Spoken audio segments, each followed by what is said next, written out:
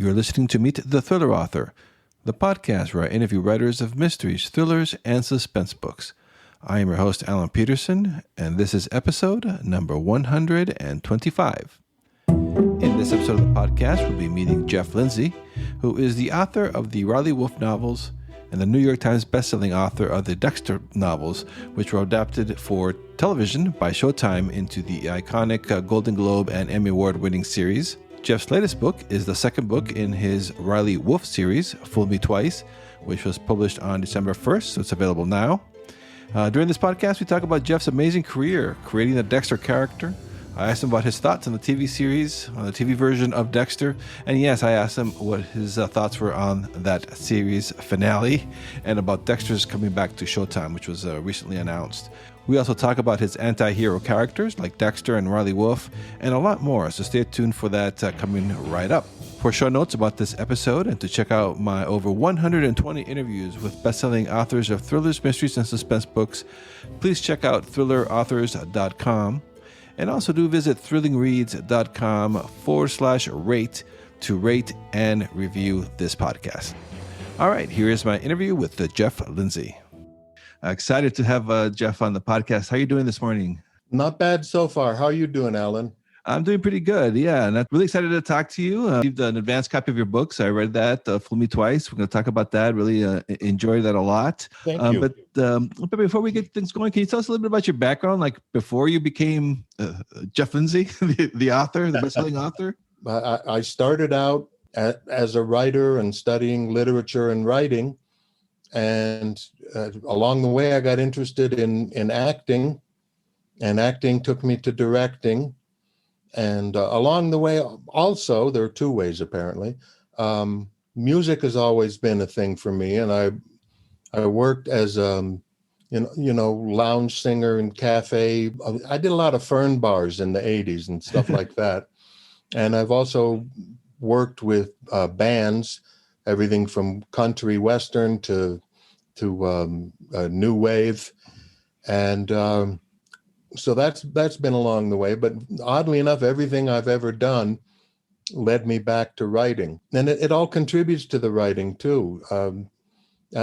People have said before that the books are very, how to put it, you can see it when you read it, and that's led to some good adaptations with the Dexter series and soon with Riley Wolfe, and it's there's a sense of musical rhythm in it too, I guess. So nothing is ever wasted. Things happen and you blend them into other things. And this is the great mystery we call life. And did you always, like, even when you were doing all these different things, were you always in the back of your mind, like thinking about writing, or did that come later? No, it was more like I got kicked back towards it. Just as an example, I was an actor in a rep company and we were scheduled to do a new play. And the director came to me and said, hey, the playwright died. I was like, oh, wow, that's a bummer. And he said, well, you write some, don't you? Do you think you could write the play to fill that slot? So I was a writer again. And that, almost everything I did from music to comedy, I ended up writing. And you get the message at a certain point. And when my wife watched me go through, the routine of, okay, band practice, okay, theater performance, okay, comedy time. And, she said to me, you'd be really good if you just did one thing. And she was very persuasive. That's why she ended up my wife. And so that was it. I stick to writing. I still do music when I can. And, I do my audio books, so I still do a little bit of voice work. But, when life keeps pushing you at something, sooner or later, you got to figure out if there's a reason for that. And I think there was. And were you a fan of like the mystery, thriller, the darker type of books yourself when you were reading before you started to write these type of books? No, not really. I grew up with sci-fi and then with, like the Rex Stout and John D. McDonald and stuff like that.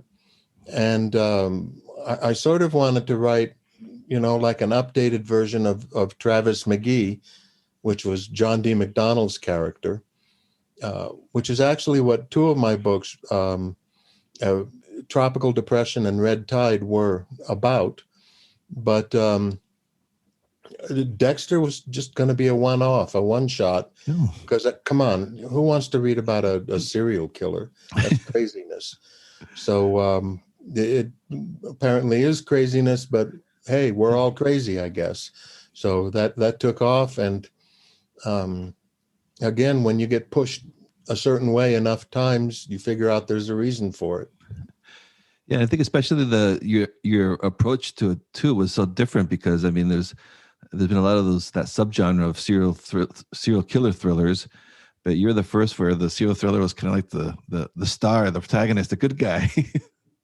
Did you get pushback on that at all from your editors or anything? Yeah, I do. It surprised me. He's not a good guy.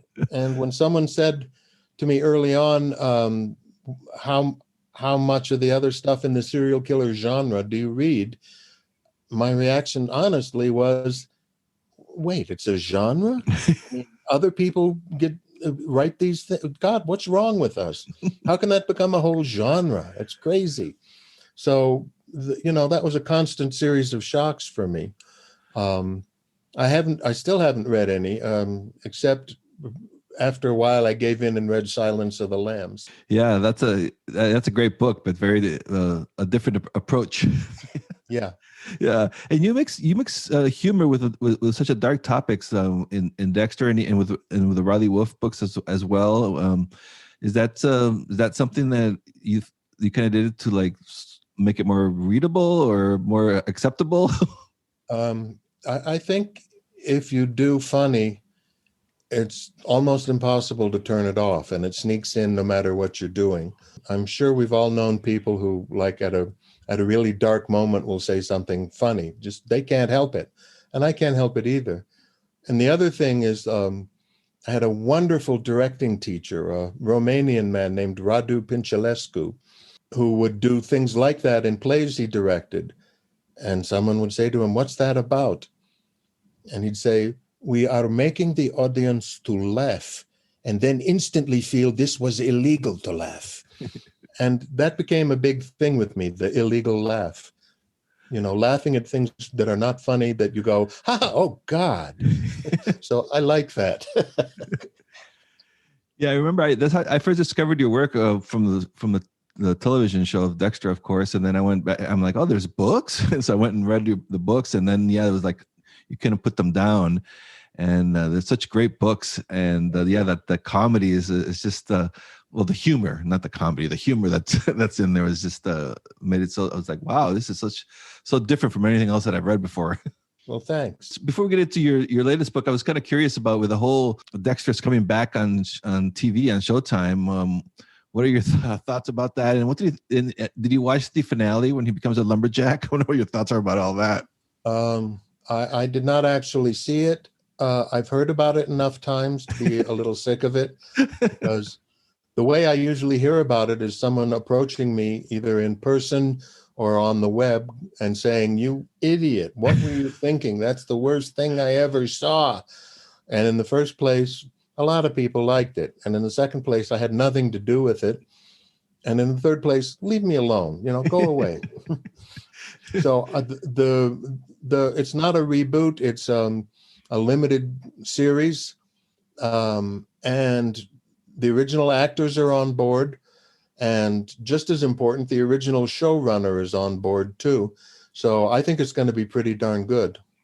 Yeah, I'm excited about that. Yeah, because everyone, like you said, all the key players are coming back, so that's exciting. So right. I'm excited to see what they come up with.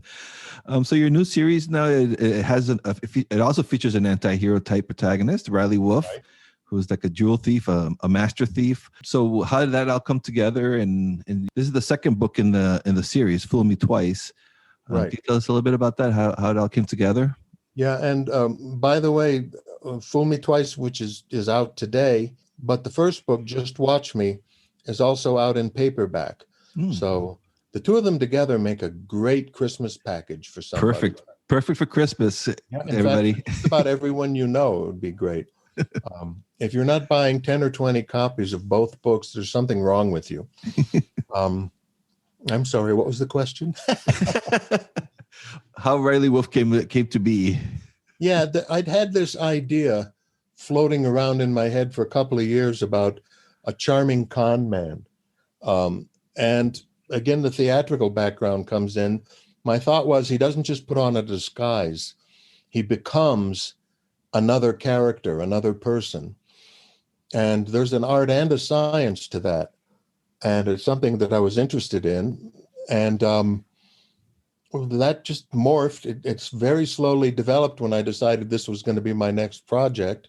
So that disguise aspect and even the charming con part of it, that's just things in his toolbox, things he uses for his overall goal.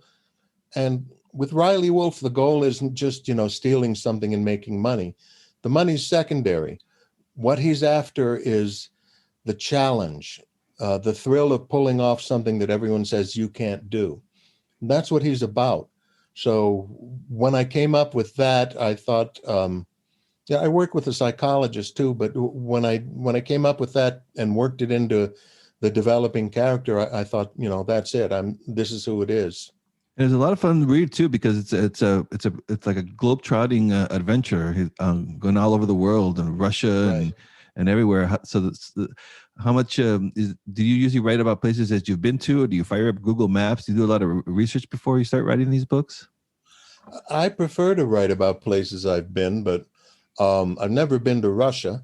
It's mostly, you can get online and take virtual tours of just about anywhere nowadays. And so I do all the research I can. I'm embarrassed if I make a mistake about something. If I can't visit it, which at the moment, I'm not even visiting anything right now, not even the store down on the corner. So, the virtual tour works, and reading up on it all you can, and finding an expert, asking questions, that sort of thing. That's the best substitute at the moment. And is that something that with the whole pandemic going on in this year, is that I know I'm sure it's impacted the promoting the book because you can't go out and promote it like you used to, but the writing process, that all stays, did that affect you at all? Or?